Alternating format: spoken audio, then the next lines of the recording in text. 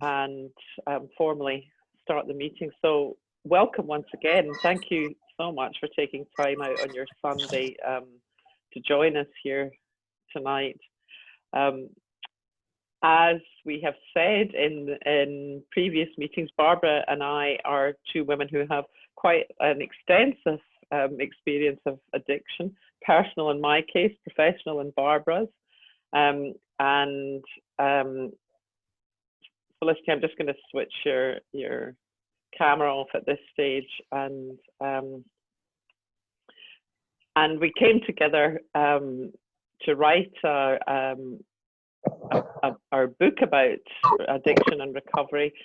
Addiction, One Cause, One Solution, and it's about recovery from the inside out, which is really the theme of these. Well, thank you, Barbara. The theme of these webinars, and tonight's focus is what do we mean by thought? I can't even see if I've got that right. Joe, would you mind switching your camera off for this part of the webinar? It's for the recording. I can't find it. I already did. It's Joe Young. Joe Young. Joan Youngie has switched it off. Yeah, thank you. Thank you. Yeah.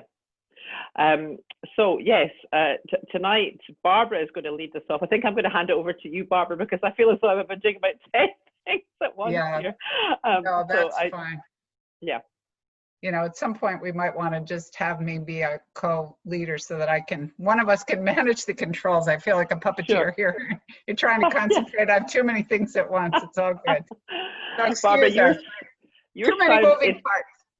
Your sound is a little low to me. It may just be me, but I don't know whether.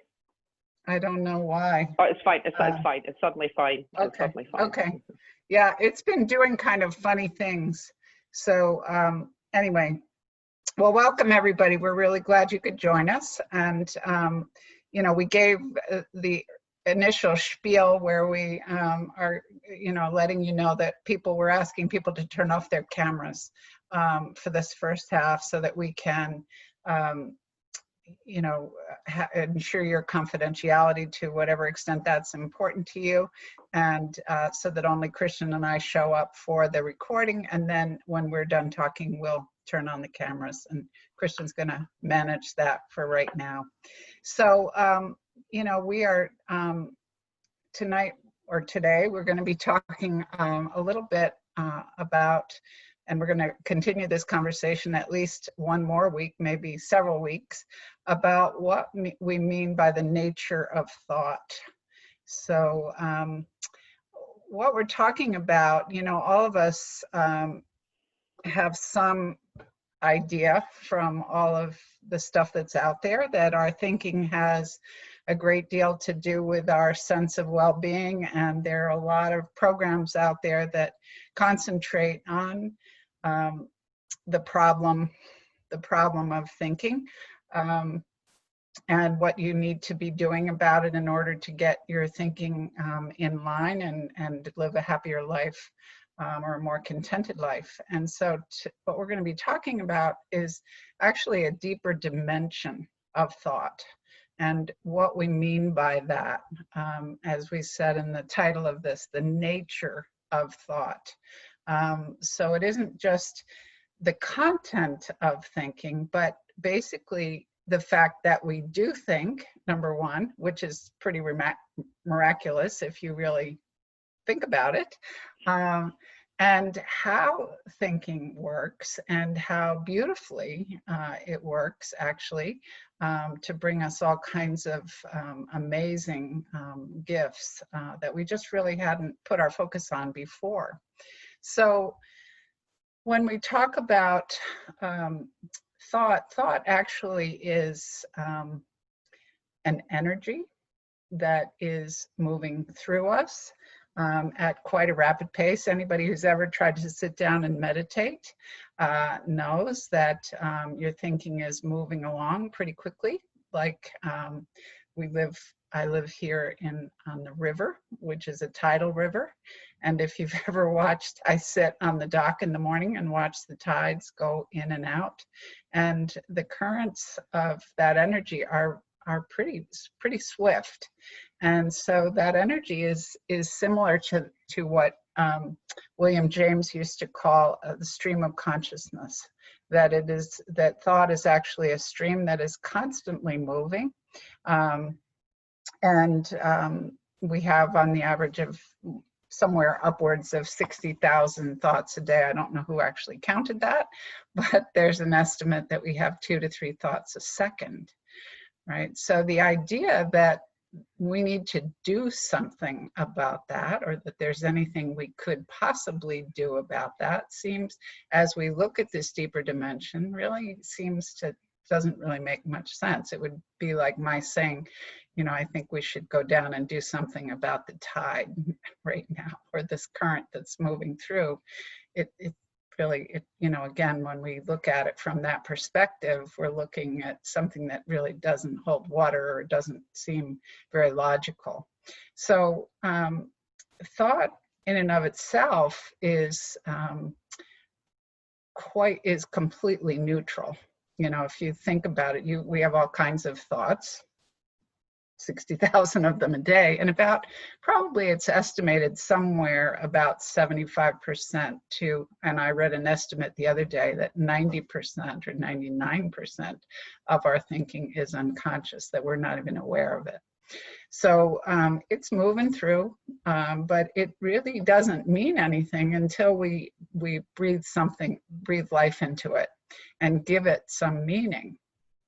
And that's where we get into trouble often, when depending upon what it is we do breathe into it and what it is we do, the meaning we ascribe to it.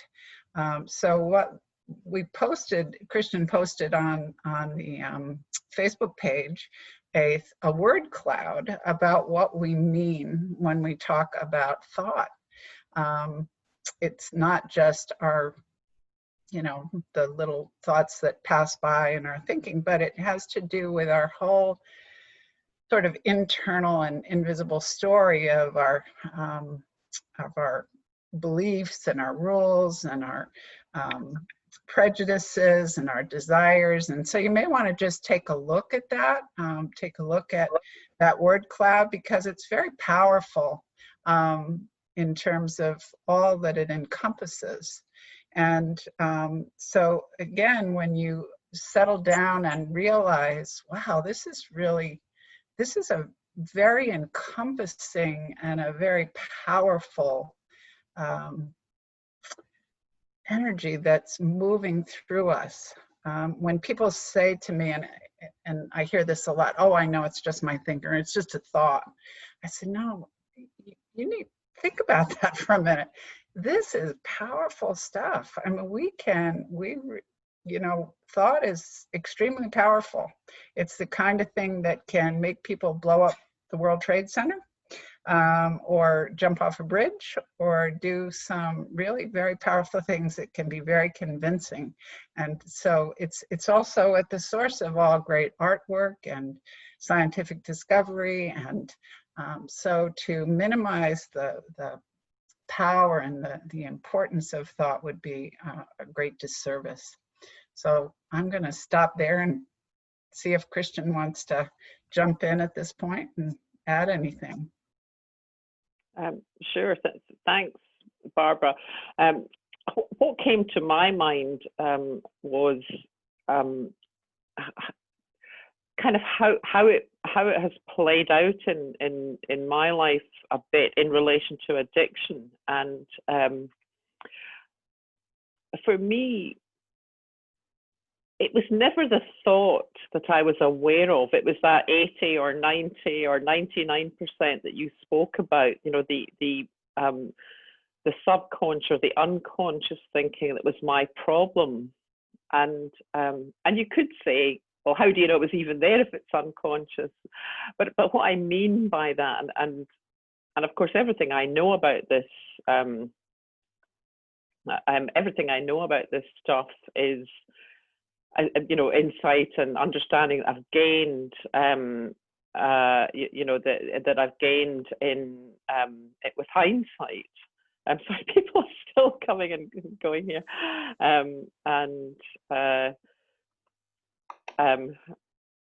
Hi, Marty. Would you be able to switch your camera off for this part where I've asked everybody to switch their cameras off just now? Thank you.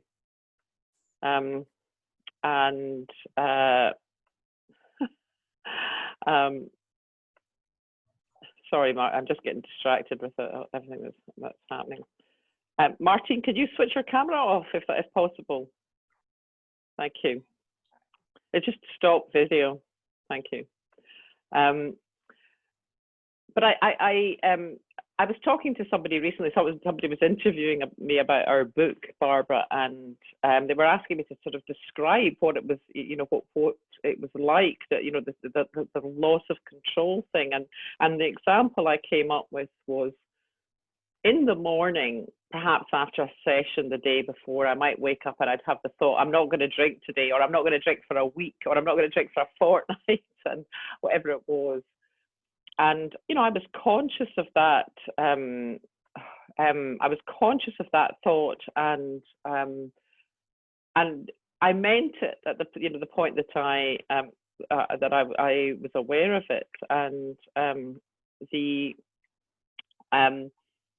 then somehow I would find myself in a pub at lunchtime, and I didn't know how I got there, and it seemed to me that and that would often be the start of some other kind of humiliating adventure, and it seemed to me I couldn't explain what was happening to me.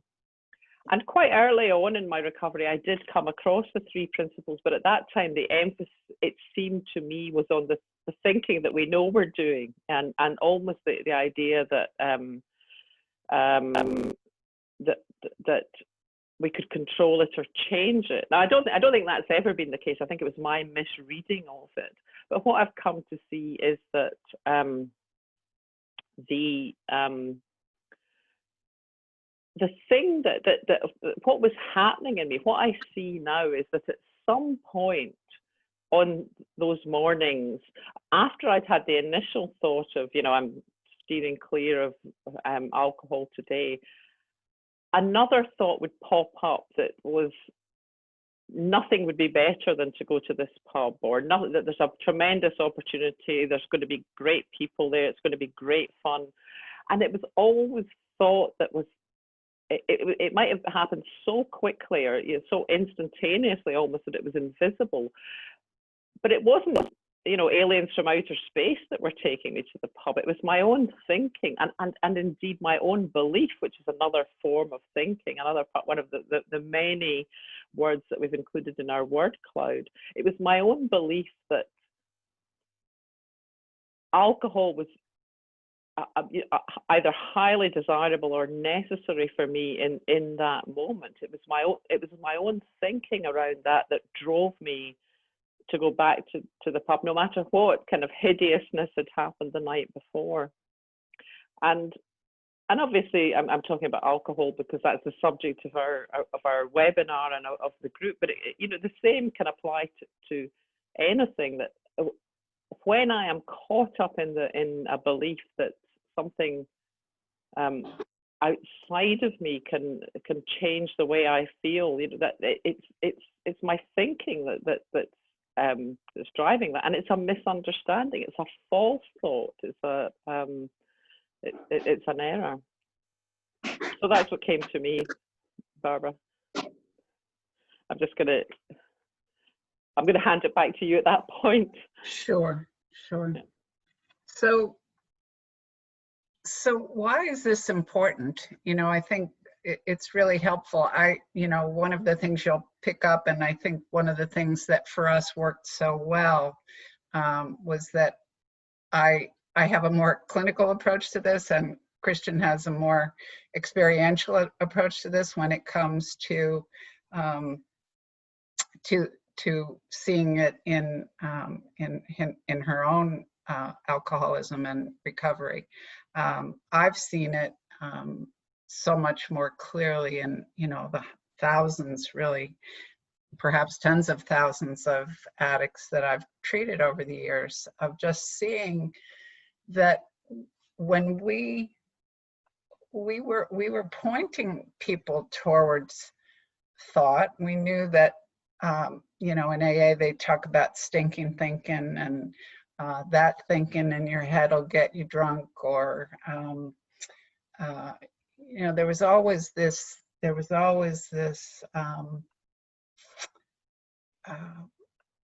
pointer towards thought as a component of addiction, but there was also this, the misunderstanding was also a part of that, which was the idea that other things were also responsible, that somehow, you know, your childhood experiences, or the fact that you were an alcoholic and you were incurable, or you know, you had a disease and that was incurable, or whatever, you know, your fifth grade teacher, what, or the bullying you had when you were a child, or, you know, there was this sort of diffusion of that understanding, and sort of throwing all of these pieces into the mix that would get people really trapped, rather than seeing the power that thought in and of itself had, to, you know, again, like Christian was saying, the belief systems that we had.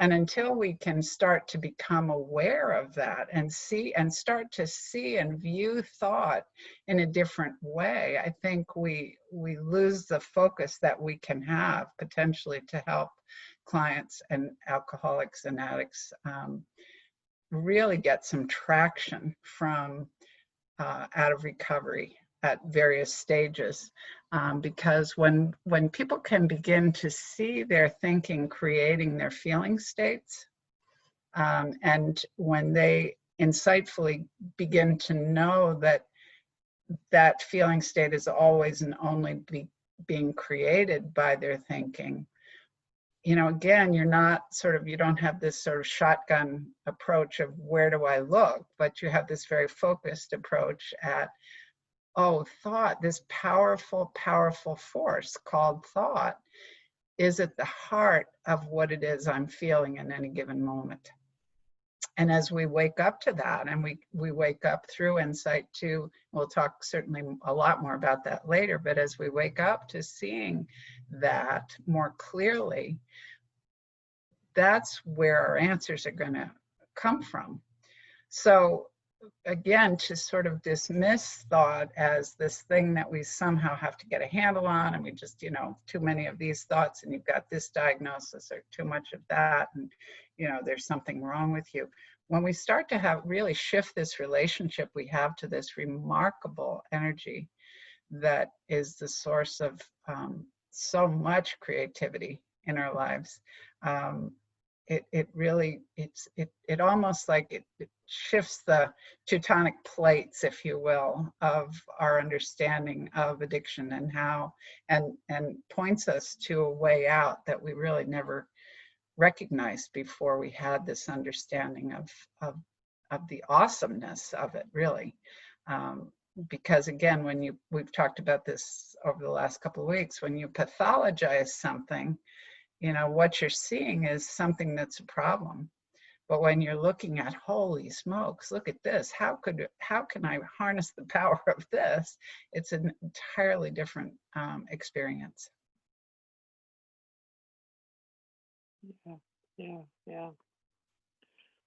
And it's also, I think, getting clear about where the issue, you know, where the issue lies. That you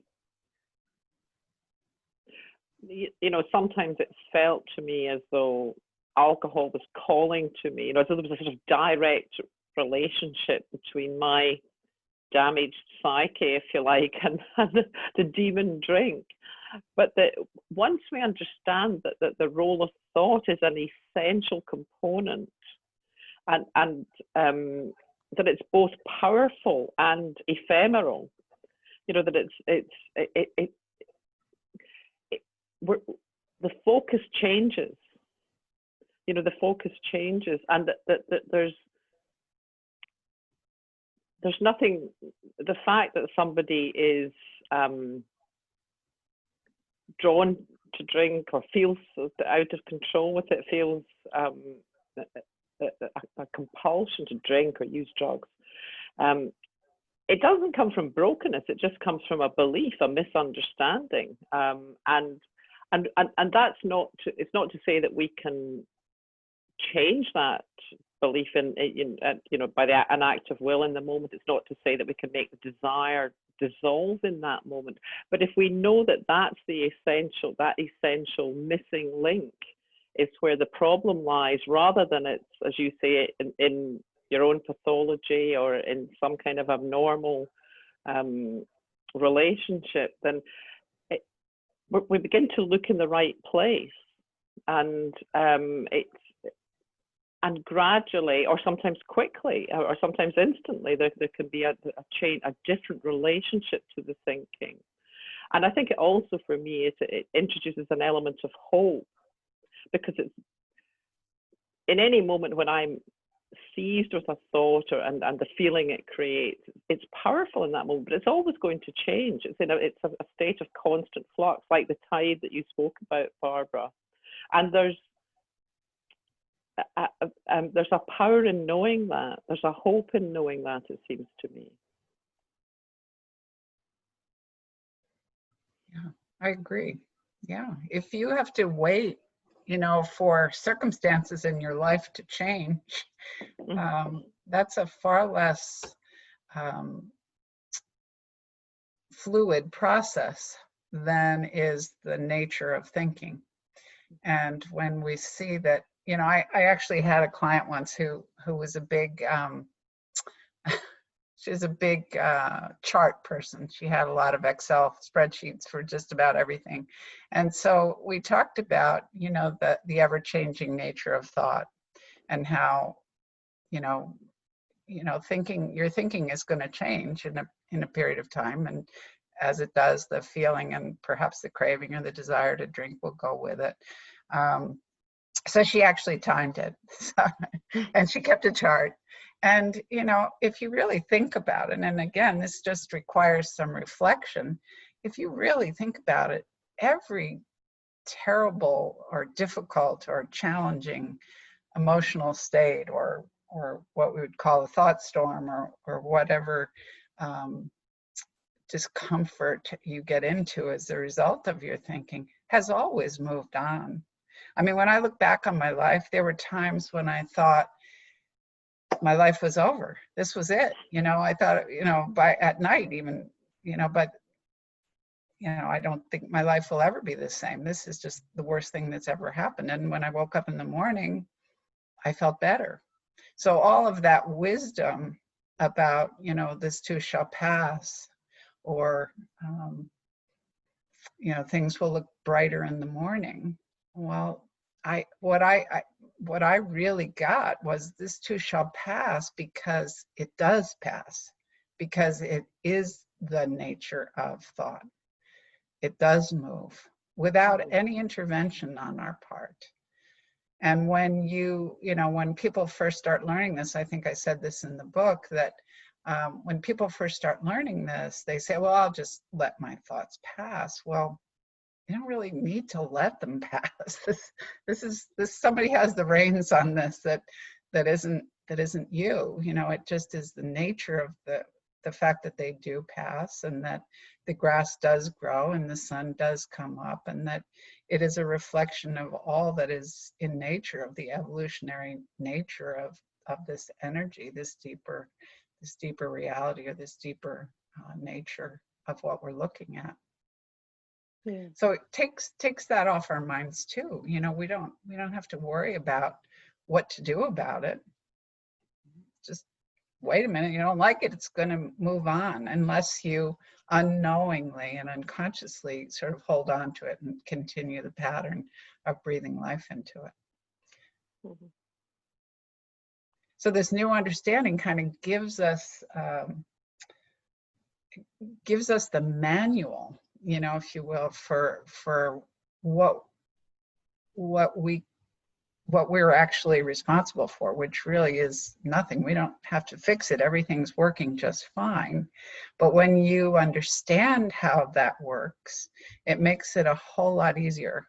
You know, if you've ever tried to fix a toaster with a manual for your weed whacker, it's not going to work very well.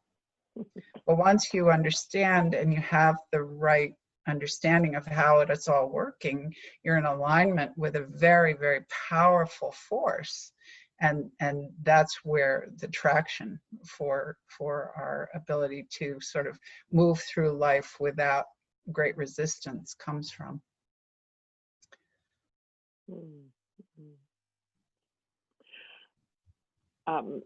It occurs to me also that for anyone who has gotten sober, you know, up until now, whether or not they knew about this understanding, or at least everybody that I've come across who that has happened to, it's happened in a moment of insight. And obviously we're going to talk about insight. It's going to be a separate subject in a further webinar down the line.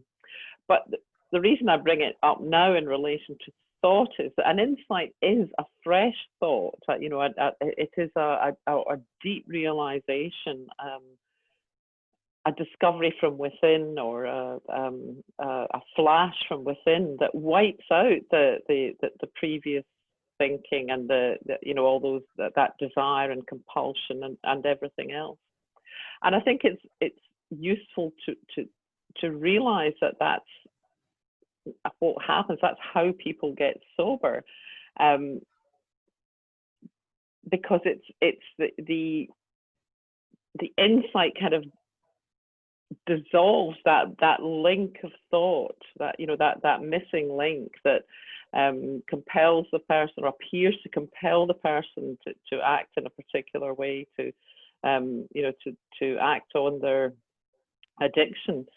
And this is, although we're describing this as a new understanding, which it is, because and to my mind you described it as the manual for living, that, you know, the instruction booklet for how our for our operating systems. But it's not a new operating system. It's just this work has, to my mind, clearly articulates what's always been going on.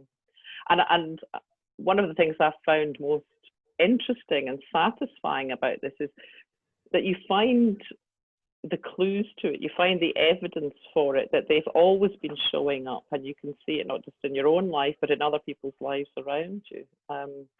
And that's very affirming to me, and again, hopeful that we have this capacity, no matter how painful or compulsive our thinking is, there is the hope that they can change, and that that thought can dissolve at any point.